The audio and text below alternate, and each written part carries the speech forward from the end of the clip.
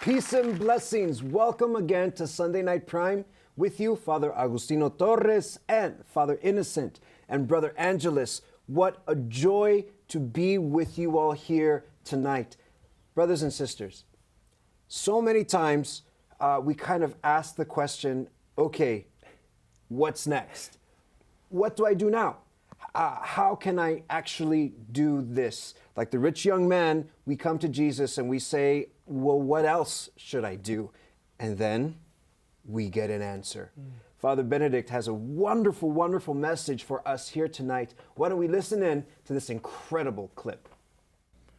Listen to this. This is Matthew 25. These are the words of Jesus. When the Son of Man comes in his glory, and all the angels with him, then he will sit on his glorious throne. Before him will be gathered the nations, and he will separate them one from another, as a shepherd separates the sheep from the goats. And he will place the sheep at his right hand and the goats at his left. And then to those at his right hand the king will say, "Come, blessed of my Father, inherit the kingdom prepared for you since the foundation of the world. For I was hungry, and you gave me to eat. I was thirsty, and you gave me to drink. A stranger, and you welcomed me. I was naked, and you clothed me. I was sick, and you visited me. I was in prison, and you came to me." And they'll all say, when? When did we see you in all of these situations? And he will say, "Truly, I say to you, as you did it to one of the least of these my brethren, you did it to me." And then he will say to those on his left, "Depart from me, you cursed ones, into the eternal fire prepared for the devil and his angels. For I was hungry, and you gave me no food. I was thirsty, and you gave me no drink. I was a stranger, and you did not welcome me. I was sick and in prison, and you didn't visit me." And they'll answer, "Lord, when did we see you hungry or thirsty or naked or sick or a stranger and not minister to you?" Then he will say in answer to them, "Truly I say to you, as you did not do it to one of the least of these, you did not do it to me." And they will go away into eternal punishment, but the righteous into eternal life. Does that sound to you like Jesus, the nice guy? Does it sound to you like he is beginning a religion where you can do whatever you please and expect to have the salvation that he promises? No, it does not. And in the Gospel of St. John, at the very end of his life, the night before his death, the words of the Gospel are very, very strong. And Jesus invites those who believe in him to be part of his very life, like branches on a vine. You can't be a Christian unless you try to be a living branch on the vine of Jesus. And this is done by fulfilling his commandments, doing his works. He says in John 15, "I am the true vine, and my Father is the vine dresser. Every branch of mine that bears no fruit, he takes away. And every branch that does bear fruit, he prunes, that it may bear more fruit." God is looking for fruit from the disciples of Christ. In fact, he's looking for good fruit from all of his children. The Lord is looking for fruit. He is looking for fruit. You cannot be a Christian unless you are actively trying to be a living branch. What does this mean? Specifically for us, I mean, like, I grew up in South Texas. I know what a branch looks like. I know that when a branch is withered, you use it for kindling for the barbecue when you're getting the mesquite going, because I'm getting hungry right now. But what does it mean to be a living branch here and now in the church?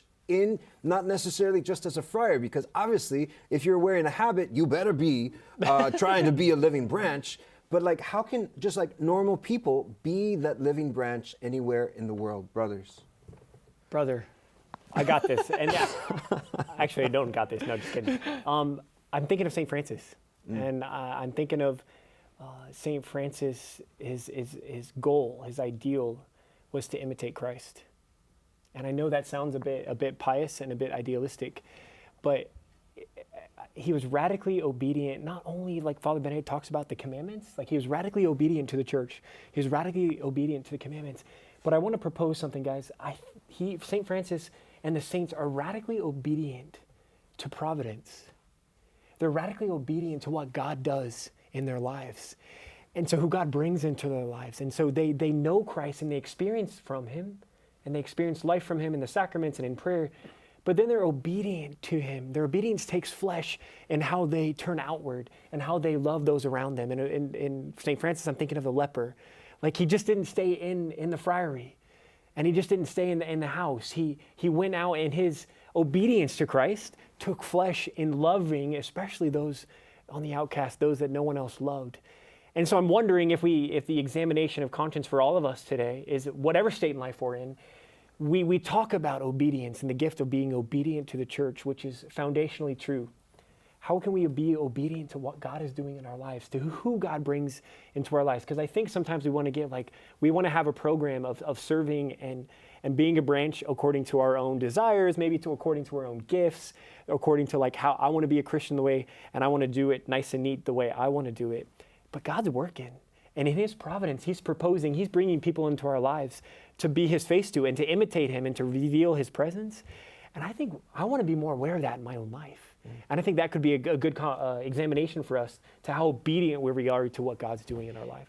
And obedience, though, brings being uncomfortable, right? Like going to the leper for St. Francis was the most uncomfortable thing that he could ever have done. He hated lepers. He almost threw up in their presence. And Francis I just have this word that comes to my heart, like Francis had to obey the urgency of love. I mean, Father Benedict's talking about like, it's not just about being nice, but it's about love bearing fruit in our lives. And there's an urgency. And for Francis, that moment was urgent. Like he could not love in that moment. And Francis knew that. And he got over his uncomfortability, the dirtiness of the leper, and he went up, embraced, and kissed him. And what was bitter became sweet. How would you say, okay, so somebody is listening to this and asking, yeah, I'm not there yet. You know, like I just don't see myself stopping my car even to give money to a homeless guy. It's hard. How can someone start? Like a basic thing anybody can start doing right now. What's a starting point? I'm thinking the relationships that we're afraid of in our own lives. I'm thinking the challenging relationships, the tough relationships, maybe the people that make us feel most uncomfortable, maybe just in our families. Maybe we have a strained relationship maybe with one of our parents or one of our siblings or one of our friends. To start there, to say that if people know that I'm Christian, how am I bearing fruit in the lives of people that I encounter every day, just in my family? Because sometimes it's like, yeah, I can't stop with the guy on the side of the road. I'm afraid of that. I don't have time. And we grow up to that. We grow up to the fringe. But our lives are plenty of opportunities to bear fruit. But I think we can't say, well, I can't. I mean, I have a strained relationship with my dad right now, but he's doing his work thing and I'm doing my school thing, and he comes home and we say hello. Maybe that's the place where the Lord is saying, I want you to bear fruit right here, around the dinner table. Can you be a living branch there? Yeah, because sometimes it's easier to go out to the homeless guys and talk to them about God, but to bring it to our own families is where it's really difficult. Absolutely. Just to share, in my family, my father recently passed away. And I tell you what, it makes you think about the conversations you had, maybe the conversations that you wanted to have, and it makes you think like, wow, like how am I living the gospel that I profess? Now, thanks be to God, the things that needed to be said were said, but like now I'm totally telling people, like, don't waste time. Like, have that conversation. I'm telling the young people, tell your parents that you love them, that you're proud of them. A lot of times we have strained relationships with our mom and our dad, and honestly, I think a lot of times our generation, we blame them. oh, but my mom did this, and it's because my and like what we need to do is just stop that and say, all is grace, like Saint Therese said. You know, whatever they did or didn't do, like it can be glorified when we bring it to the Lord. Because that needs to happen between us and whatever strained relationship is an occasion for us to unstrain our relationship with the Lord in our hearts first. And then when we go out to that, the relative that struggles with alcoholism, or maybe you have, God forbid, a son or a daughter who's addicted, you know, like to go and to say those words, like maybe it's not going to change everything, but it will change something. And this perhaps is enough for right now. Father, you know why the image of the branch is so important is because it's in these relationships, and especially in our immediate way of life and in the places God is calling us now, it's not, I don't have to conjure up my own forgiveness, my own goodness, or my own kindness, or my own act. It's really what God wants to do now and how Jesus wants to act now. And so if we're connected to the branch, and what does that mean? What does it mean to be connected to the branch? If I'm in a relationship with Jesus and his life is working in me, then I can respond in a Christian way. I don't have to manufacture it. I don't have to make it up. I don't have to will it on my own. I don't have to have my own way of doing things, but I respond because Christ is in me. And so I think sometimes we have a hard time making that jump, is that what is the Christian response here? Christians forgive. Christians are kind. Christians don't cast judgment. You can go on and on and on with these litanies, and it's certainly hard to get there, but I can't not make judgments on my own. I can't, the anger or the resentment is too deep for me to forgive on my own. But when I'm living a living connection in this branch, in this image with Christ, and I allow him to work in me, then it's his. And that takes the pressure off, and that allows me to be used as a vessel, and that's where the miracles happen because it's Christ working. Father Innocent, how can a family live Matthew 25 better? I mean, not everyone is a friar, you know, like we go to places where other people don't necessarily go. What can you say to a family who's listening to this and wants to do this, but they're a family? You know, what I think about immediately is the gift of our parish life. You know, because we've talked about the gift of the church. We've talked about the gift of a family gathering, a parish family gathering. And I think of our own family, immediate family, my brother and sister, and their life as families. And they just have a great priest, and they have a great parish that comes together and recognizes simple needs. And like Brother Angeles, you've talked about some examples, like how when people like my sister's family who has like 5 kids and they can't go out on the weekends, they can't do a lot of things. But like when Thanksgiving comes around, can they get a turkey for a family? Or when the Christmas or Easter come around? Or there's a women's shelter in town with women in crisis pregnancies. And they send out a little email, Facebook thing about when they need diapers. Can they respond? And the most important thing is when they do respond is that they're teaching their kids what they're doing. I have this picture in my mind of my sister and her family and my brother and his family walking up to a door of an apartment of a poor family over Christmas. And one of the kids has the bag of food and one of the kids has the turkey, and they're all walking together up. It's practical, but it helps the kids, and they teach the kids that there's people that need outside of that are suffering. And then we can do our small part and just take a little baby step to show the kids, but also to live Matthew 25. It's the small steps that help people feel that they're loved. And you never know if right there in that act of charity, your son or your daughter is being transformed and maybe even being called, like I was. But more on that after a quick break, my brothers and sisters. We're talking about how Jesus challenges us in the 25th chapter of Matthew. Don't go away. We're going to be right back. This is good stuff. You want to hear it here in Sunday Night Prime. We'll be right back.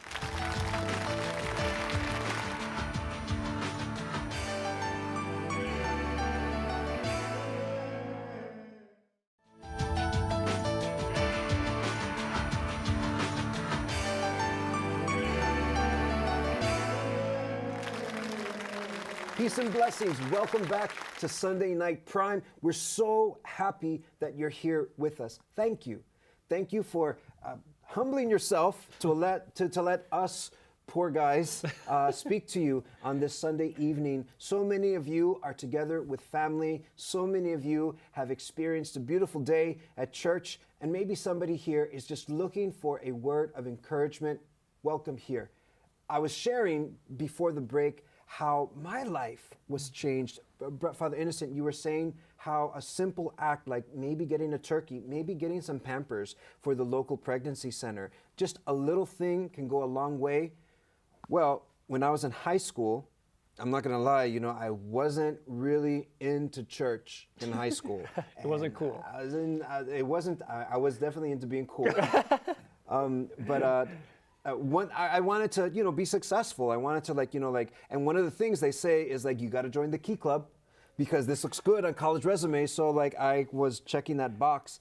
But one of the things that we did in the Key Club is that we brought Thanksgiving meals to poor families. And I got to be honest, I just showed up. I didn't do anything. I didn't help collect the food. Lord have mercy on me. At the time, I kind of really didn't care. I showed up.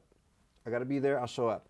And so me and a friend of mine, we went to this house that was actually 2 blocks away from my parish. And I had no clue that this little hovel of a home, it was honestly, it was like a 12 by 15 box of cinder blocks where this family of 3 lived. It was a 1-room apartment. I'll never forget it. So we show up and I speak to the lady in Spanish and I say, hey, we brought this for Thanksgiving. It was a Sunday. Thanksgiving is on Thursday. And I said, this is for Thursday, right? And we give them the food and then she kind of looks down and she receives the food and the 2 kids, they're speaking to each other and they're like, oh. And I see them in the corner of my eye. They go into their house and they begin eating the food because they were so hungry. And guys, this was 2 blocks from where I went every single Sunday and pretended like all the world was fine. That changed me. We were driving away, we were silent, we were stunned, humbled, I think, into change. And when you live Matthew 25, it's not just like God is saying, come on, what have you done for me lately? It's God's transformative power in that act, like with St. Francis. St. Francis's life was transformed when he touched the hand of a leper, kissed it, and gave him money. Who cares how much that money was at the time? Because that experience was priceless. Brothers, what are some other ways that we can live this Matthew 25? It's bold, what Jesus says. When you did this to the least, you did this to me. Give us some understanding. I think of automatically the example of Mother Teresa. And I want to answer your question very pointedly because it's like, what can we concretely do to live Matthew 25? But I think Mother Teresa provided this way to see it differently, as if it's a vocation. Like to live Matthew 25 is a call that all the Christians have, and Mother Teresa highlighted that and lived that to the full. And she said, she would give it almost every single talk. She would hold up her hand. You did it to me.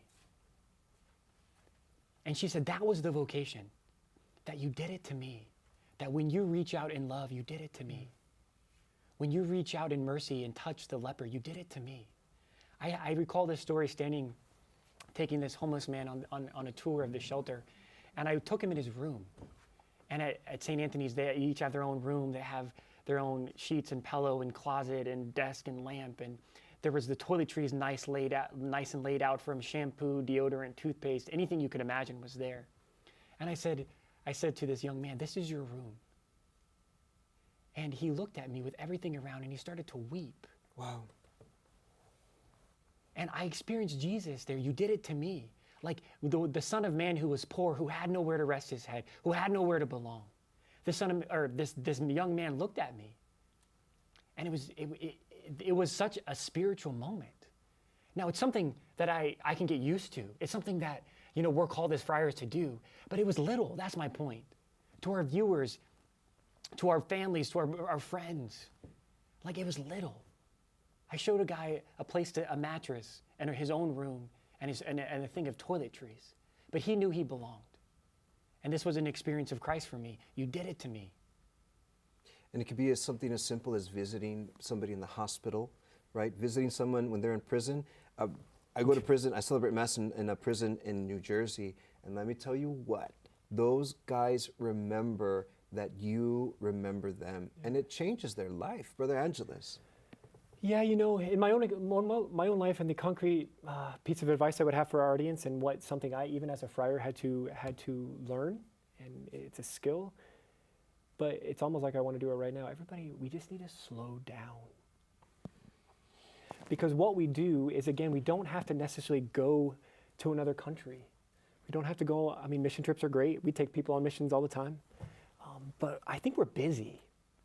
And I think I get busy, and then I miss the people right in front of me that need Jesus, and that need for me to be able to say, when I love them and I'm attentive to them and available to them, I'm attentive, available, and loving of Christ. And so, very practically in my own life, even in our apostolates, even in our work, we can be busy, and we can be rushing around, and so I think we have a vision challenge, is that sometimes we just don't see the people in front of us. Sometimes we don't see the leper. Sometimes we don't see those in need. And if we slow down and we start to think, again, living branch, the living experience of Christ, we start to see the world differently. We start to see those in our families we need to love, those we encounter the neighbor every day, on our way to work, on our way to the subway, whatever it might be, those at school, those who we work with, just to see them differently and to be more aware. Again, very practical, but we can start. I think if we start there, our whole posture of living could change. He's calling me out. He's calling me out. And it chill. But hey, listen, I go to the homeless shelter every night, and I walk through, say hi to all the guys, and I maybe this is a surprise to some of our viewers, but I'm a kind of intense guy. I feel life deeply, and I was walking through one night, saying hi to everybody, moving. You're always in crisis mode, right? Matthew 25 can hit you in the face. And one of the guys looked at me, he's like, sit down. Sit down. And he looked at me, he's like, I need you to be with me right now, sit down. Matthew 25 interrupted my life. Jesus was there, and I needed to take a deep breath and relax and sit down. But he called me out. Jesus, called me out. Sit down. And so it's just beautiful. I'm with you. Like the gift of slowing down. I would say that, if we say a prayer every morning, it could be super simple. Lord, help me to see your face in the people that you will bring to me today.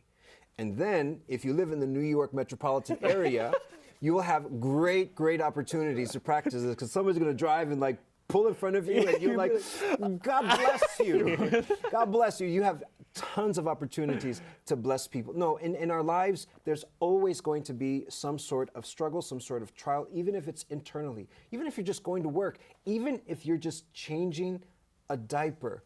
God is there. You could make Christ present when you do it with great love. Mother Teresa said, any act, no matter how small, when given with great love, becomes infinite. So, my brothers and sisters, we're here talking about how to live Matthew 25. You did this to the least of my brethren, so you did this to me. Brothers, let us be Christ to one another. Thank you so much for being here with us this evening. We pray and hope for your families, for your blessings, for your intentions. Know that we're praying for you. We ask your prayers for us. Thank you for being with us. We hope to see you next week here on Sunday Night Prime. Peace and blessing.